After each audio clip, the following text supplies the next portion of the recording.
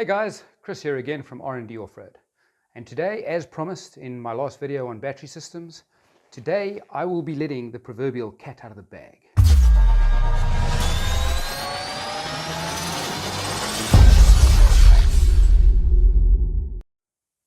So let's start at the beginning. Well, not quite at the beginning, but in the last video we had a look at the pros and cons of how an alternator works in a split charging system. And I explained to you that a deep cycle battery was almost impossible to charge up to 100% state of charge with an alternator, especially a modern day one. The problem with a modern day alternator is that they're linked to the ECU of the motor vehicle, most of them. So they're designed to charge up the crank battery relatively quickly and then downscale their power in order to improve fuel efficiency as well as reduce emissions. And in doing so, this means that while the second battery is connected and still desperate for power, it's not getting enough because the alternator is completely slowed down.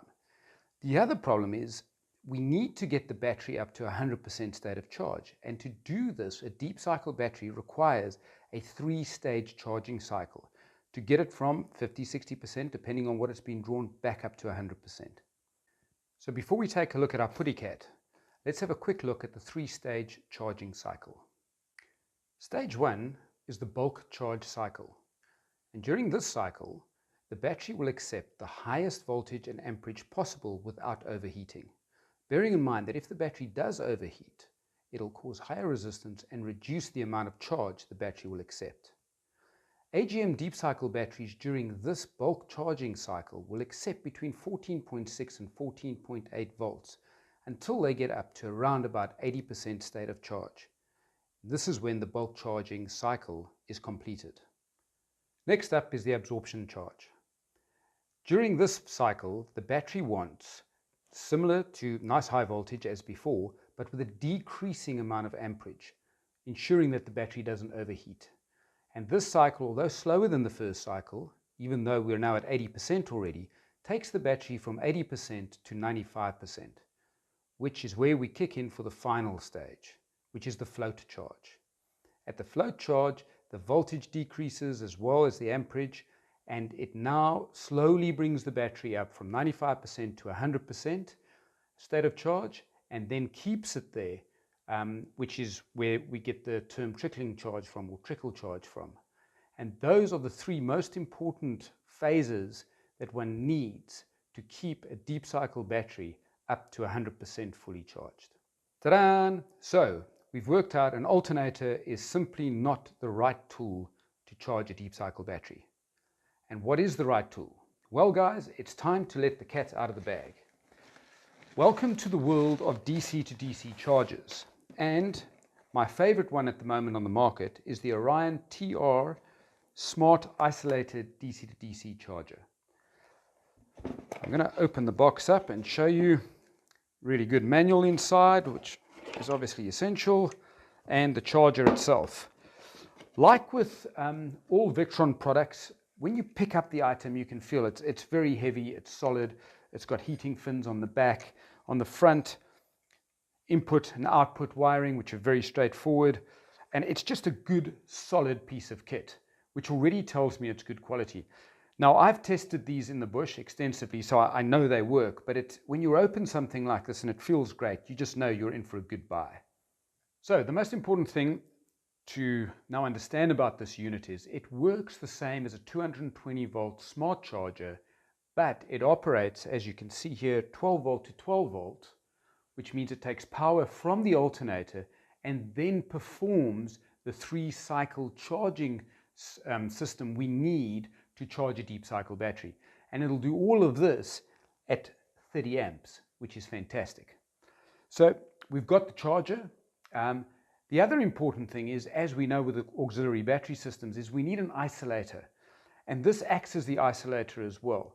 So the way it works is when you start the motor vehicle and the car starts running, this unit will pick up the voltage from the alternator and start charging the auxiliary battery. The minute you switch off the car, the unit will then switch off as well, and it'll isolate your auxiliary system from your main system, which is obviously an essential part. So we can charge, we can isolate, and then for me, probably the third most special part of this, or trick part of this little unit, is the fact it's the same as the BMW 712 we looked at a little while ago. It also has Bluetooth connectivity, which means when you're driving, you're able to monitor the device to ensure that it's working all the time. And you can do all of that through Victron Connect. Just like the BMW monitor, using Victron Connect gives you a massive amount of functionality on this program as well. So you connect to it using the app, and once you're in there, you can set things like there are 8 programmable or pre-programmable algorithms for different charging cycles on batteries. So depending on what type of battery you're running in the car, you can set the charger to charge at different voltages to whatever that particular battery needs to charge it properly. Next up, you can set things as well like the input voltage. So the switch on or switch off voltage required to activate the system when the car is started. So it gives you a really big chunk of information through, once again, the Victron Connect app, which I think is what sets this apart from most of the competitors in the field. And finally, just another important factor on this unit, because we have experienced this in the past on other units, is it's got a lot of built-in electronic protection. So it'll protect against overloading, voltage derating, overheating, and even short-circuiting during fitment, etc. So it's well protected, which means obviously safety for the unit. So we've now had a look at it. It's a fantastic piece of kit. I know it works, which is great. And I think we should just have a quick look at how it operates out in the field and show you a little bit more on the Victron app.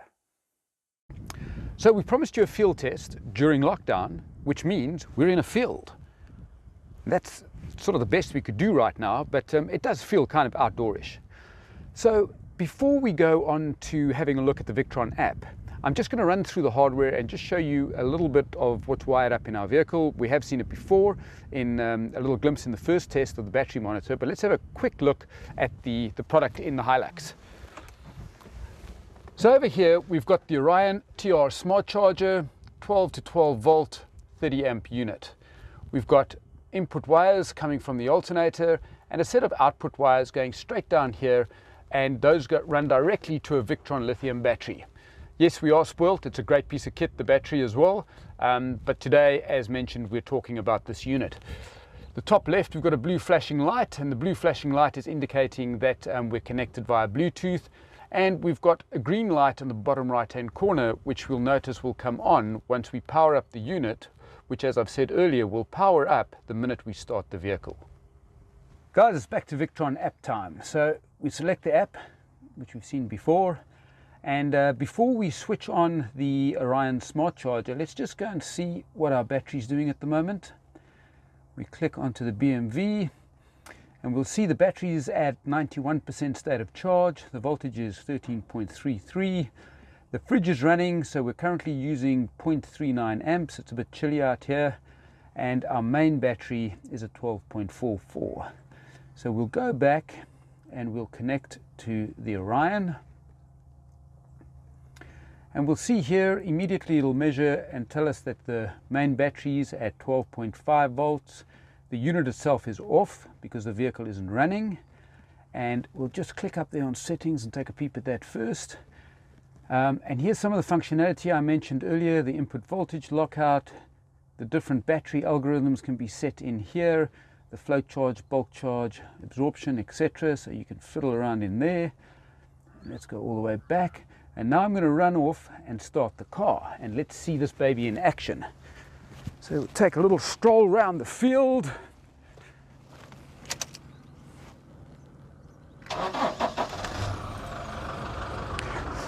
Okay, the car has started, as you can hear, and it's going to take a few minutes. The voltage has gone up on the main battery, and bang, the unit is in action.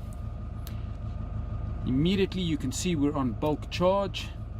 The car voltage is at 12, and as mentioned earlier, it's going to pump up the voltage based on what the battery needs. We can see that going right up.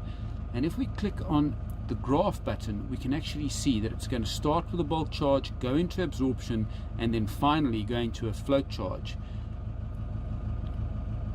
We'll go back to status, and we can see there the alternator's tapped off a little bit. And yet, even while the alternator's tapped off, the DC to DC charger is still keeping the voltage right up at 14.1. So guys, as you can see, the alternator was putting out about 12 volts at the time, and the DC to DC charger was upping that voltage to 14 plus volts. That is doing it at 30 amps as well. So we ran a test trial while we were in Botswana. We were running the same system over Christmas. The temperatures were very hot, and we worked it out that between the end of the late afternoon game drive and waking up the following morning, we were using approximately 36 amp hours. That was the fridge running, lights in the evening, as well as a 12-volt fan in the tent. Yes, it was reasonably warm, but we'd also been able to manage the system by getting the data from it. Realized that the next morning on our first game drive, we were able to replace that 36 amp hours of used power within about 42 to 46 minutes every morning, taking the stress away from having to worry about battery consumption all the time. Big plus indeed. So between a great unit putting out super voltage and super amperage, we also had the luxury of the Victron Connect app. Guys, I hope you've enjoyed this video. Short clip with Chris, not so short apparently. And till next time, thanks very much indeed for watching.